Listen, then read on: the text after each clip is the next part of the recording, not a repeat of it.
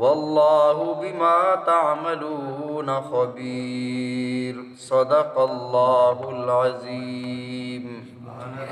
اللہم صلی علی محمد وعلی آل محمد کما صلیت علی ابراہیم وعلی آل ابراہیم انک حمید مجید۔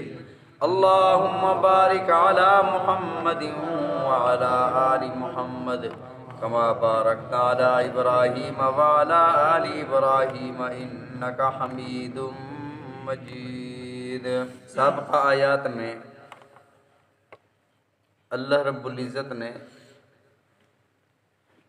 زہار کا پس منظر ارشاد فرمایا۔ سابقہ آیت کا شان نزول عرض کیا تھا۔ ایک بات غور طلب ہے کہ جیسے اللہ کی ذات بے مثال اور لامحدود ہے، شروع سے ہے، ایسے اللہ کی صفات بھی شروع سے ہیں۔ جب کائنات بنی نہیں تھی تب بھی اللہ کا کلام موجود تھا، تو یہ بات بھی موجود تھی۔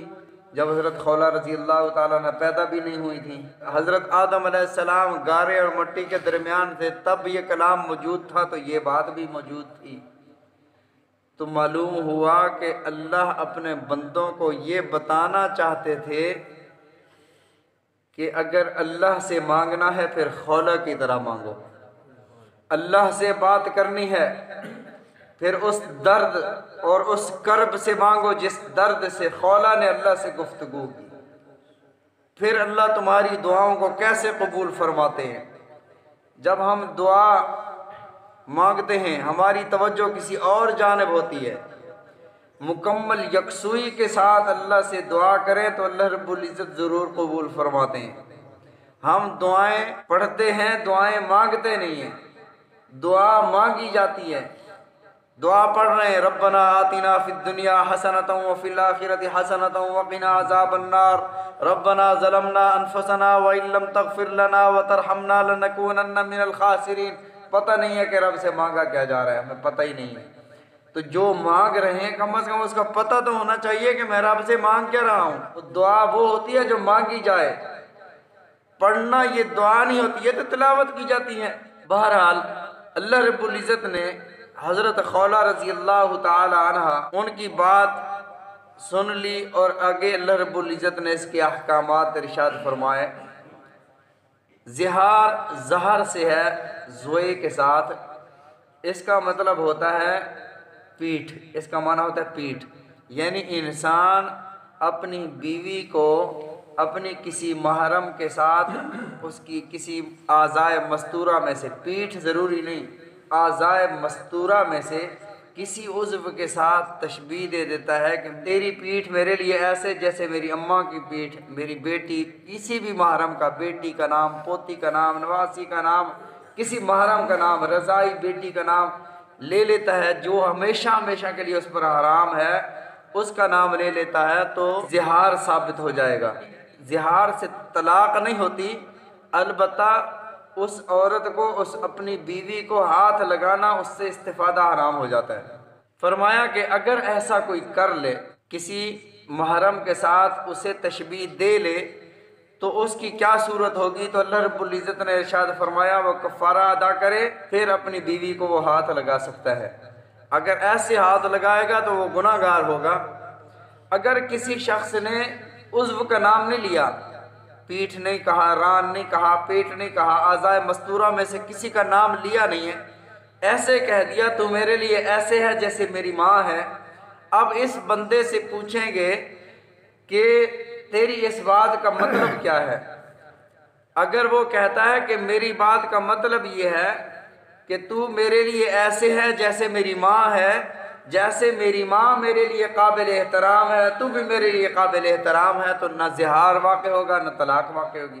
اگر اس نے کہا کہ میری نیت حرام ہونے کی ہے کہ جیسے ماں حرام ہوتی ہے تو بھی مجھ پر حرام ہے، تو ایک طلاق بائن واقع ہو جائے گی۔ اگر وہ کہتا ہے کہ میری نیت میں یہ تھی کہ استفادہ کرنا، ہاتھ لگانا حرام ہے، تو فرمایا کہ زہار ثابت ہو جائے گا، کفارہ ادا کرے گا تو اس کی یہ بیوی جو ہے اس کے لیے حلال ہوگی۔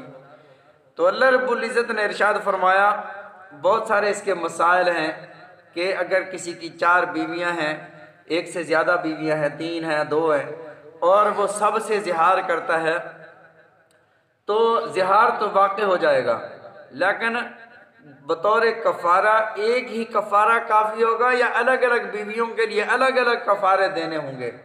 اس میں پھر فقہاء کا اختلاف ہے۔ امام ابو حنیفہ رحمۃ اللہ علیہ، امام شافعی رحمۃ اللہ علیہ فرماتے ہیں کہ ہر بیوی کے لیے اسے الگ الگ کفارہ دینا پڑے گا۔ آگے کفارے کا بھی ذکر ہے کہ کفارہ کیا دینا پڑے گا، تو اللہ رب العزت نے اس کی وضاحت ارشاد فرمائی۔ اچھا، ایک اور بات کہ جیسے طلاق مرد دے سکتا ہے، بیدہ عقدۃ النکاح، نکاح کی گرہ مرد کے ہاتھ میں ہے، عورت طلاق نہیں دے سکتی، ایسے فرمایا کہ زہار بھی مرد کر سکتا ہے، عورت نہیں کر سکتی۔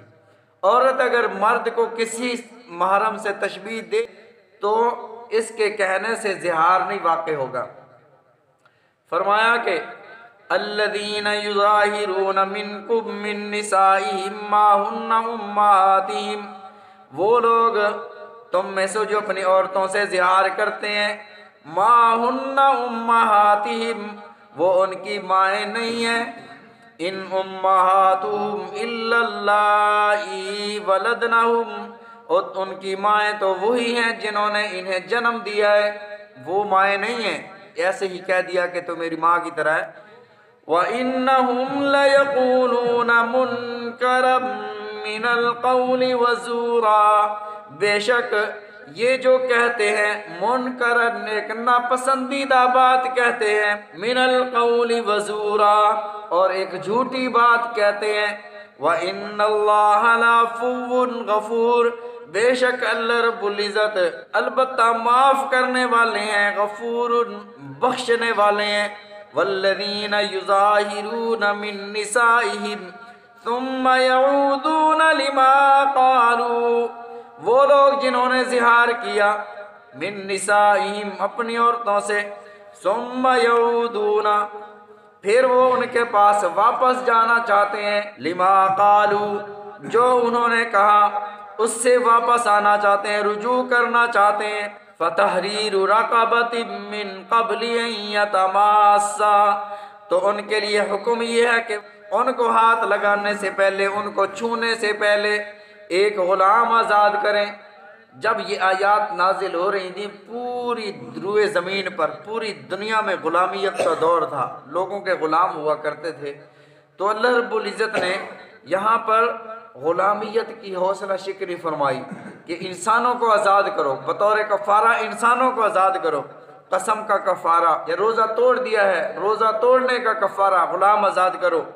فرمایا فتحریر رقبۃ من قبل یتماسا ذالکم توعظون بی، اس کے ذریعے سے تمہیں نصیحت کی جاتی ہے کہ اللہ کے حکموں کی پوری پوری تعمیل کرو، واللہ بما تعملون خبیر، اور اللہ رب العزت بما تعملون، جو بھی تم عمل کرتے ہو، خبیر، باخبر ہے۔ مطلق غلام بچہ ہے، جوان ہے، بوڑھا ہے، کافر ہے، مومن ہے، جیسا بھی غلام ہے، آزاد کرنے سے کفارہ ادا ہو جائے گا۔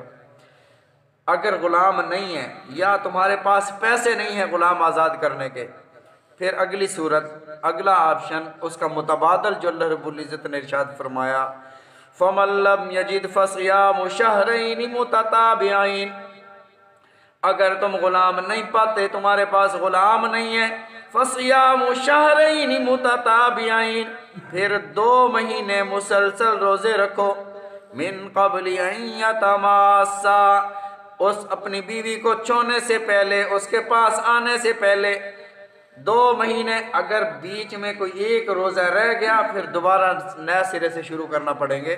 فرمایا متتابعین، مسلسل روزے رکھنے ہیں، اور روزہ توڑنے کا کفارہ بھی یہی ہے، 2 مہینے مسلسل روزے رکھے۔